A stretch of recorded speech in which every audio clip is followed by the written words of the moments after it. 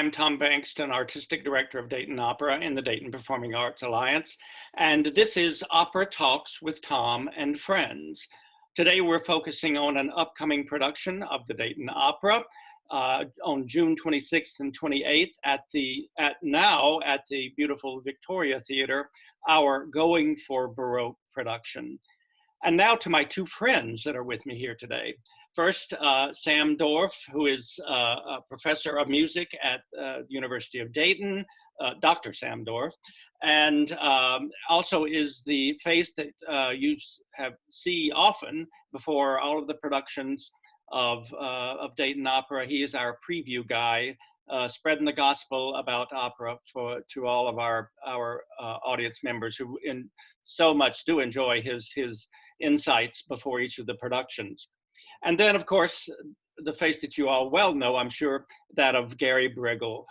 Gary has been a stage director and performer with Dayton Opera on many, many occasions. I think it's been about 13 productions that you've done, and another six productions in which you appeared as the wonderful singer that you are. So it's great to have my friends with me here today for this program, which we're going to continue.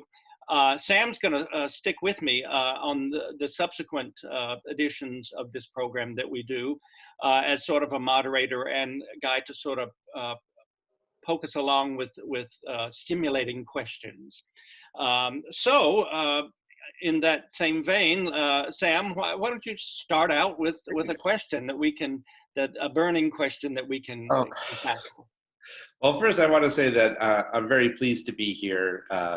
And by here, I don't really mean my house, but with all of you, the fantastic patrons of Dayton Opera. So first, my question is really for Tom. I mean, can you tell us a little bit about this upcoming production of Going for Baroque? What's the idea behind it? Don't you love the little play on words? Yeah. I've always had a secret, it didn't need to be a secret, desire to bring Baroque opera to the Dayton audience. Baroque opera has never been done in the history of Dayton opera repertoire, and it had been always my desire to do that. Rather than jumping in, fully into the Baroque realm with doing a whole production of an opera, I decided that it might be nice to sort of ease our audience into it with a production that focused on a lot of the repertoire and gave them a smattering and taste of many of the great composers of this very rich period. And so in deciding to do that, I then figured I needed someone to help lead the dramaturgical part of it at all, and the collaboration on the music to be done, which was not only with Gary as stage director of this production and narrator. More about that later. Also with my musical colleague Neil Gittleman, who is conducting this production. So we have put our collective creative juices together to make a punch that has become Going for Baroque, with a lot of a great variety of composers. Our composer list includes Monteverdi, Lully, Purcell, Vivaldi, Rameau, and of course, George Frederick Handel. So, Gary, do you want to say a little bit about how this all came to pass? Sure. I think the most interesting juncture for me was in talking with you about how to keep this from turning into sort of a academic PowerPoint lecture, music history lecture, but There's still nothing wrong with that, Gary. our shared enthusiasm. No. But how to impart our enthusiasm and our curiosity, and take an audience on a voyage of discovery. We had all kinds of ideas about projections and how to share both historical information and sort of the super titles, or that would inform the audience about the poetry of the texts. And suddenly I realized I talked myself into not only narrating it, but stepping into an impersonation, if you will, a kind of evocation of Handel himself, who, according to our little dramatic arc now, is excited to be summoned, much like Salieri is summoned in Amadeus, to speak to a contemporary audience from an 18th century viewpoint about his excitement of being a part of the Baroque era. Oh, that's exciting. So, Gary, is this your first time working in Baroque opera? What is your experience with, music, operatic repertoire from the early 18th century and late 17th century? My experience is as a singer, not as a director. And, I think many young singers, for instance, in America come to Purcell pretty early because of its accessibility, frankly, to young voices. And so if Purcell was the door in high school, then Monteverdi I met in college right away, and being a tenor, and in those days sort of a falsettist, because I had countertenor notes. I did not study to be a countertenor, but I could approximate those sounds. I had a Renaissance music director at St. Olaf College who put me to work singing Monteverdi. And my voice teacher, of course, was preparing me to sing Handel because the Messiahs were big money makers. So before I knew it, I had a pretty full plate of the most obvious kinds of composers as a singer. No, it's funny in that, just in that one sentence, you sort of went from Monteverdi all the way, through Purcell to Handel, and that's a span of over 100 years, and that music all requires really different vocal training and different types of ornamentation. I was wondering if either of you or both of you can talk a little bit about what are some of the things that the singers are going to have to do to sort of go from Monteverdi, music written around 1600, to Handel, music written in the 1720s. I think we certainly want to be faithful to the period and all, but I think there's going to be a modern sensibility about what we do. Our orchestra is not period instruments, but I think our singers will adopt a sort of framework, musical framework under Neil's guidance to honor the period, but not to be strictly bound by it. Gary, is that? Yeah, I mean, I would say we want to give the audience sort of the boldest outlines of what Monteverdi's ornamented style is versus the much more florid and in certain ways more personally expressive ornamentation that comes with the music of the late Baroque with Handel. Yeah. So I'm very much excited to have Monteverdi's striking harmonic and poetic expressivity contrast with the kind of showcase fireworks that become part of Handel's repertoire. Right. And when I think of Monteverdi and opera, I think of these really intense dramatic moments, which we see less so in the work of Handel. I mean, there are these wonderful dramatic moments in Handel, but as you just said, Gary, we often get the drama not in the theatrics of the work, but in the actual vocal pyrotechnics that the singers are doing. And so it'll be really interesting to sort of watch that that trajectory and how the singers and how you all sort of manage that. I'm really excited for that.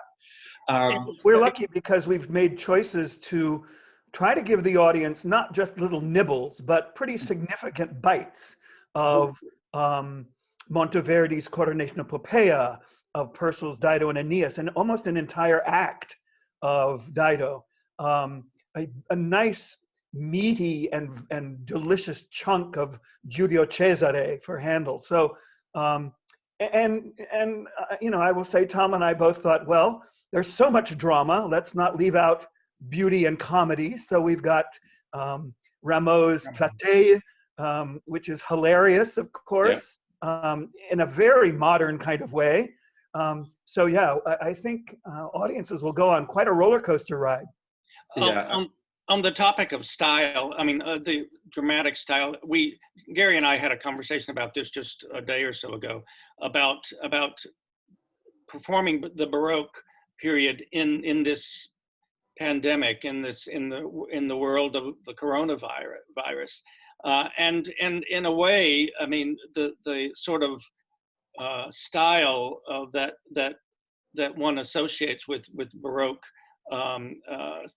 opera is actually going to, I think, play in our favor a little bit in how we're going to be able to maintain social distancing, and I mean, we couldn't be, I think, doing a better period of music than the Baroque in this time. That really brings up a great formality, and its sort of presentational style suits our purposes at the moment quite well.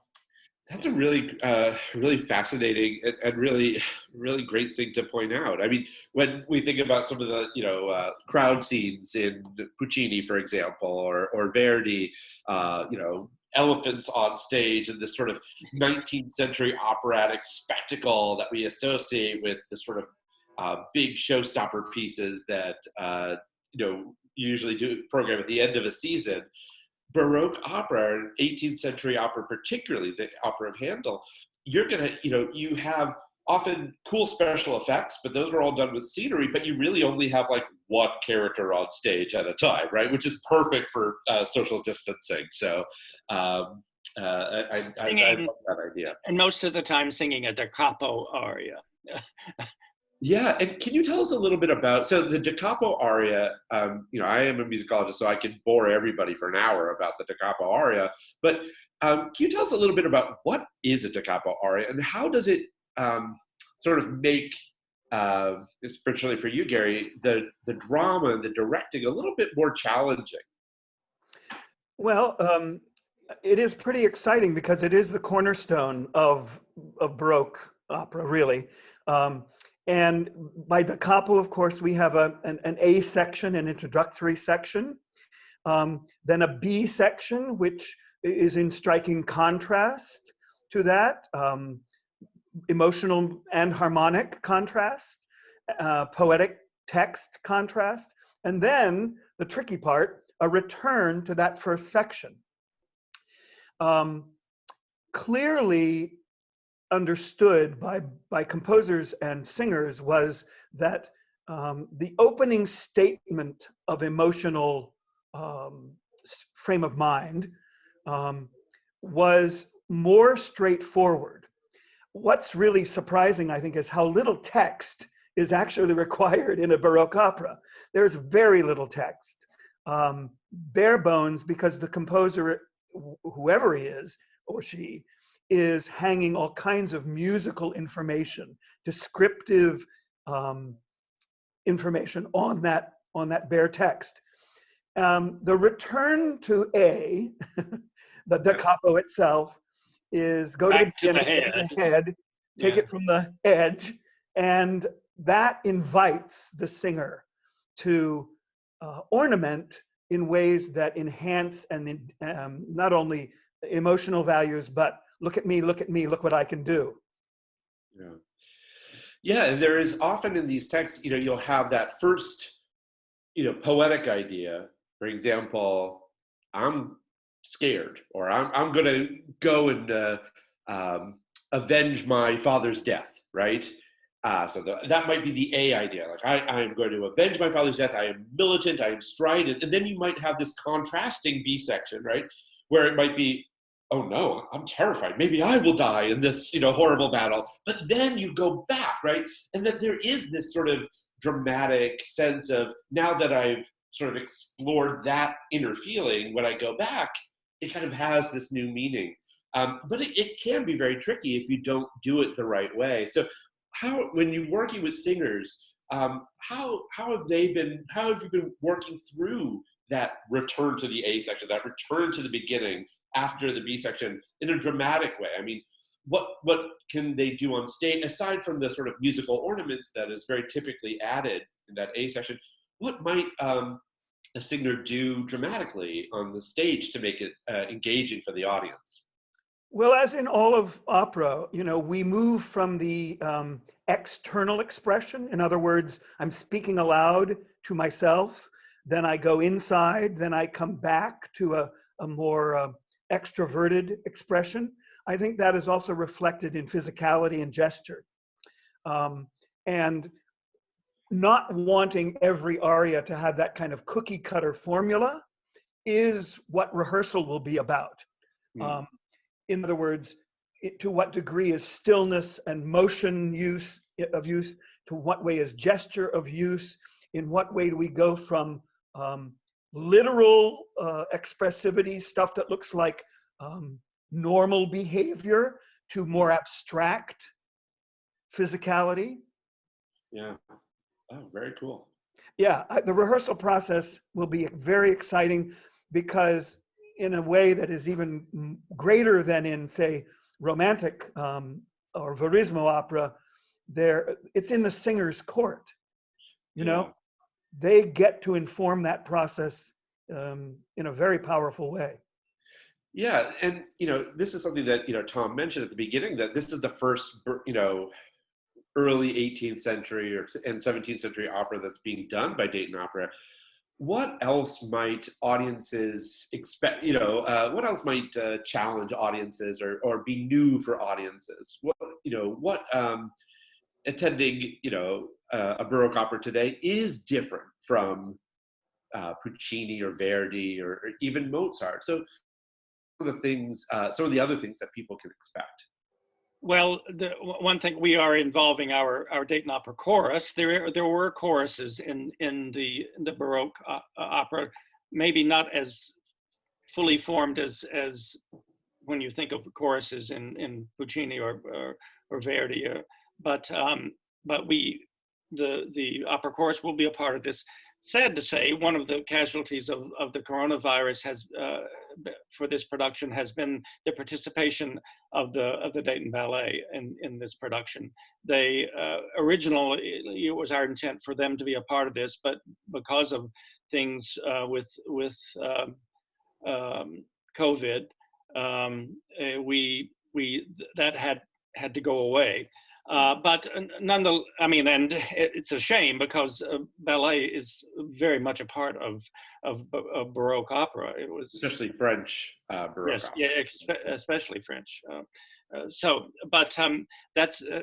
That of course is.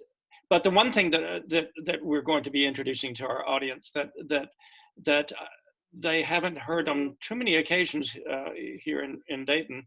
I think probably only in performances of the Messiah in the past, where Neil has used a countertenor in the alto role of Messiah.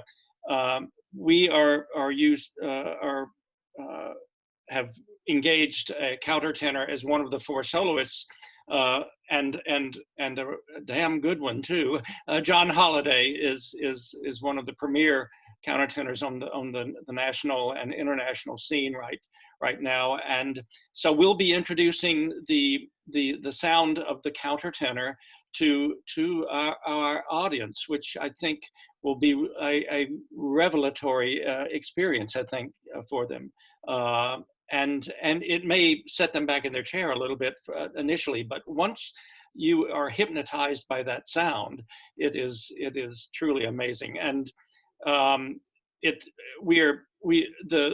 the voice, the countertenor voice, is something that that we that is the modern incarnation of what was the castrati in the actual Baroque period, which of course practice has gone the way of history, and so we the sound of the countertenor is one that attempts in its best efforts to replicate that unearthly, which was an rather unearthly kind of sound of the castrati in the actual period. Writings on that certainly bear out that it was a very different sound. Yeah, my advisor in grad school often referred to castrati as music minus two. But for the audience that doesn't know much about the castrati, these were singers that when they were male singers, when they were young boys, they were castrated to prevent puberty, the full onset of puberty. And if done at the very precise right time, it would preserve the vocal range of a young boy, right? So that the vocal cords would not thicken and lengthen as one normally does when a young boy goes through puberty. And so that they would have the vocal range of a female alto or a female soprano, but the physical appearance of an adult male. So yes, we don't do that anymore, and Dayton Opera does not condone the castration of young boys for operatic performance. But the countertenor voice is a male voice, usually a tenor or a baritone, that has really perfected what is called their falsetto, right? That high false voice, so it can sing in that range. And so I'm a sucker for really good countertenors, so I'm very excited for this production. Maybe Gary or Tom, can you tell us about some of the other singers that you guys have secured for the production? We have a quartet of singers. The soprano is a soprano new to us here at Dayton Opera. Her name is Josephine Lindberg. She's sort of a Baroque specialist, I think. She's performed widely in Baroque music, both here in the United States and in Europe. So I'm very excited about what she will bring to the table in terms of her experience in that repertoire. Our mezzo-soprano is Ashley Dixon, a young mezzo who's having a wonderful career across the United States. Just recently had a big star turn as in the role of Sarah in Roberto Devereux, Donizetti's Roberto Devereux at LA Opera. She stepped in at the last minute when the originally planned for mezzo-soprano had to withdraw, and Ashley came into the picture. And she's a wonderful singer and great coloratura, and which will be on display, I think, for all of us to hear. Then, of course, John Holliday, the premier countertenor, who's making his Met debut, I think, next season in a Baroque opera there at the Met.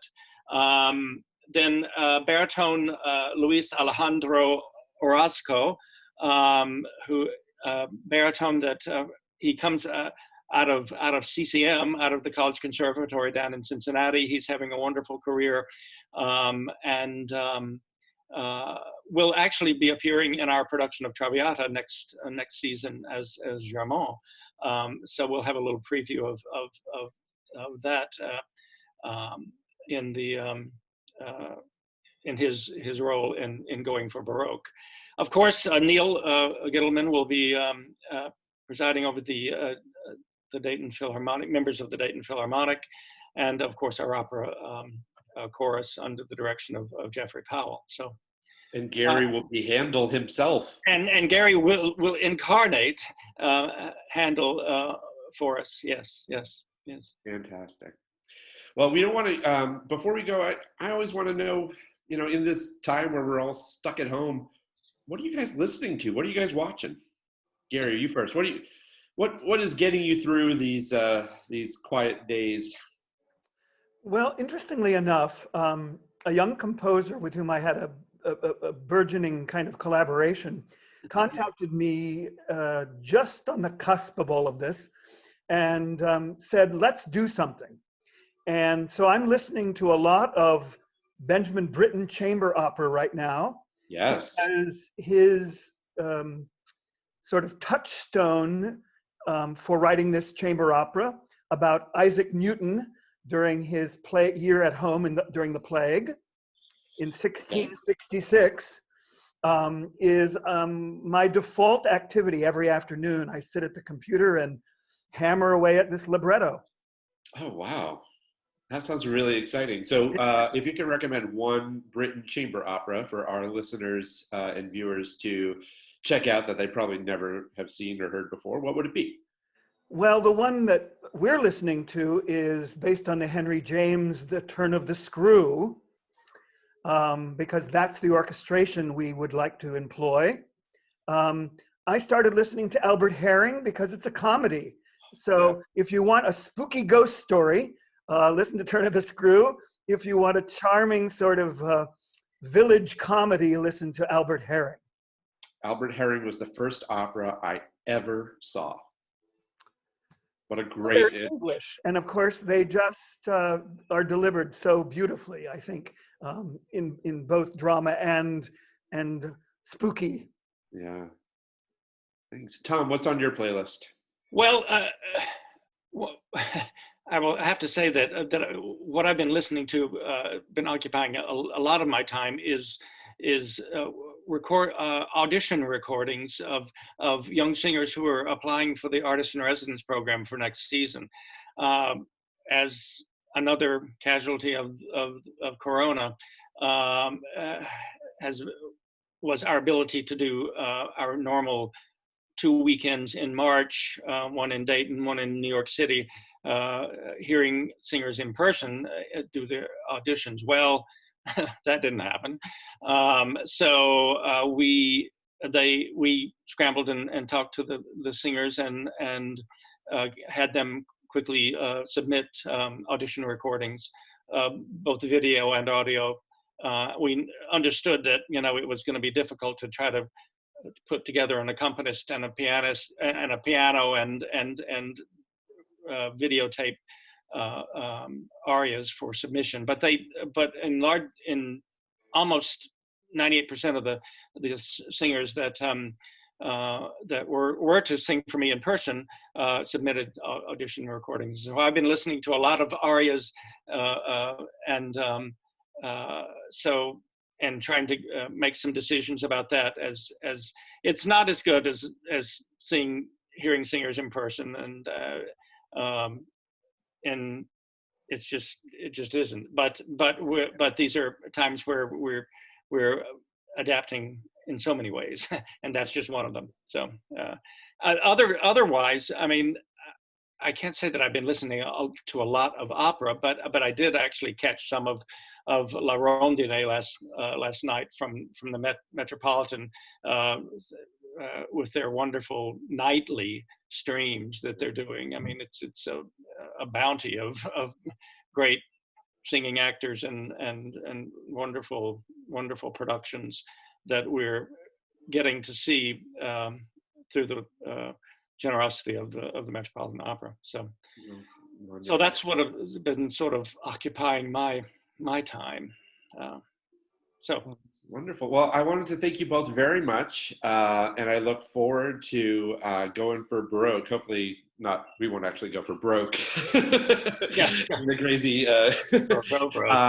But I'm looking forward to going for Baroque with everybody when we get back together in June. And your friend is joining you to your right shoulder there. Oh. Yeah. Yes, and let me thank my two friends who are with me here today. Sam will be joining me again in the next edition of Opera Talks with Tom and Friends. And thank you all for joining us here today, and be safe and be healthy. Thank you, Tom. Thank you.